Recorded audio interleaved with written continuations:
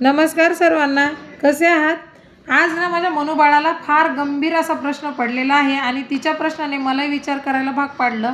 तर तिचं असं म्हणणं आहे की मम्मी, ज्या वेळेला आपल्या भारतातनं एखादी व्यक्ती देशाच्या बाहेर जातो तर आपण किती कौतुकाने सांगतो नाही का, की हा बाबा माझा आतेभाऊ बाहेर गेलेला आहे, मामे भाऊ बाहेर गेलेला आहे, माझी बहीण गेलेली बाहेरच्या देशात, माझा मुलगा त्या देशात काम करतोय.